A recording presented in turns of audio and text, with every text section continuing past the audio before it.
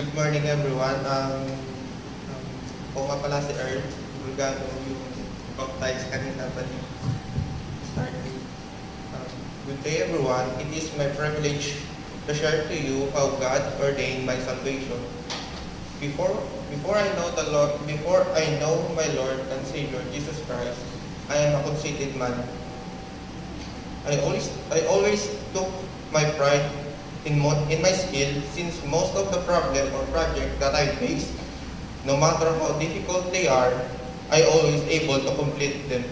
It made me think that no matter what I face, I can be confident to complete it, to overcome them. But during pandemic, my father lost his job. This made my mother our only source of income.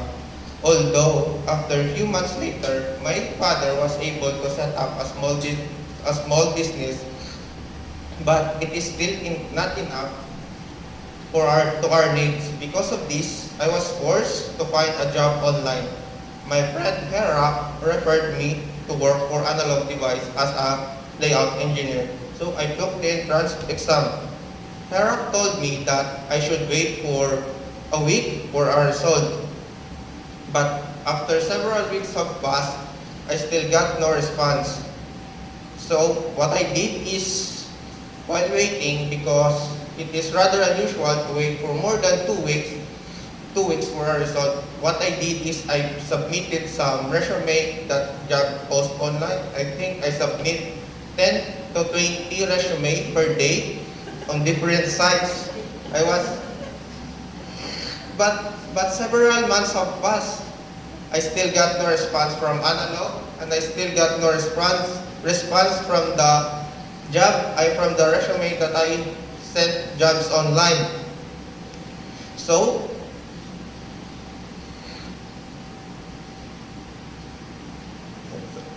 now during this time I was so desperate and anxious because I think that if I cannot find a job, what will happen to us? What will it, since our economy, our financial status isn't that great. And now I face a problem that I cannot overcome or complete. This is my first time facing a difficult and a challenging problem. Now, I think that I have done everything I could. I answered correctly on analog entrance exam. I answered them correctly, and my resume, I checked it. It is good enough to be noticed by the HR, but I still got no response from them. This anxiety and overthinking affected my health. During those times, I sleep at 3 a.m. because I couldn't sleep due to overthinking of what will happen to us. But for some reason, during those times that I cannot find job, I remember Pastor Edwin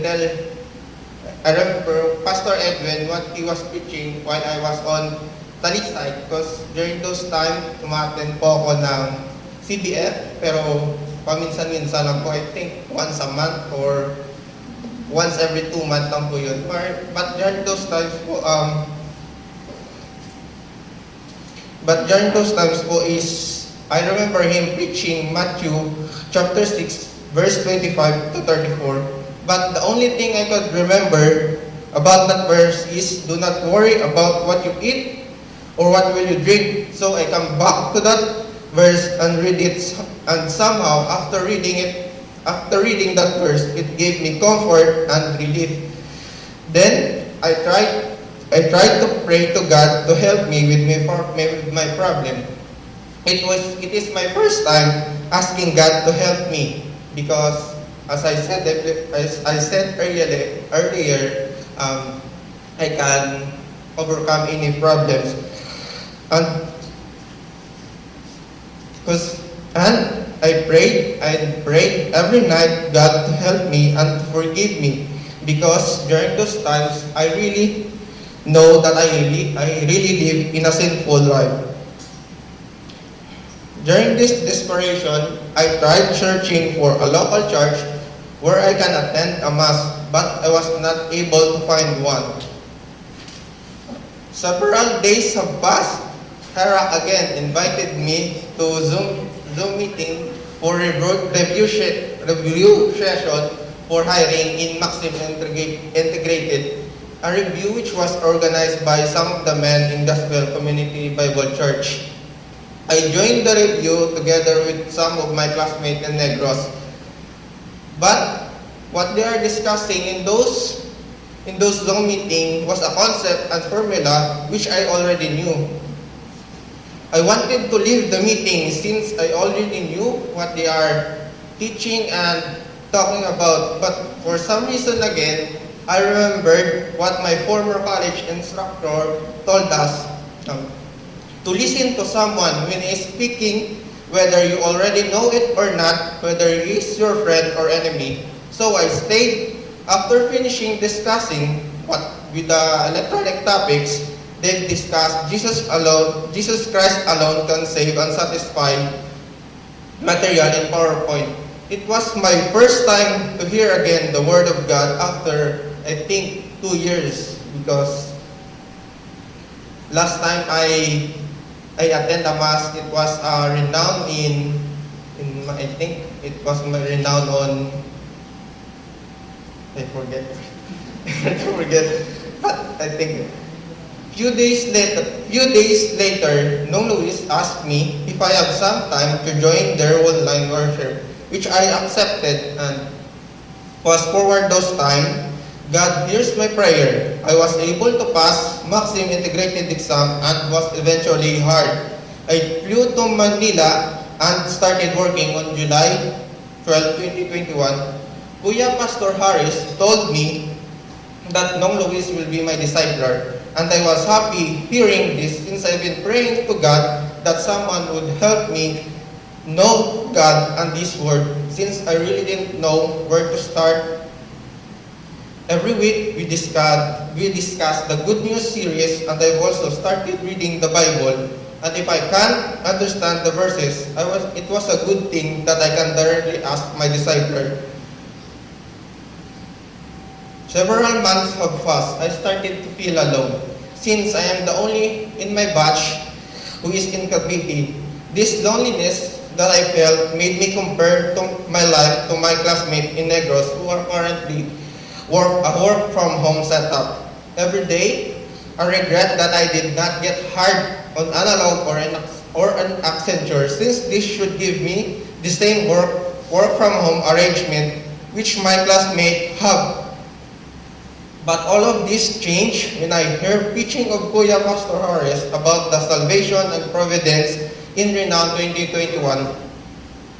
Thanks also to Nong Luis for registered me in Renown, since during those times I am hesitant if I join the Renown, but to my surprise, Nong Luis already registered me.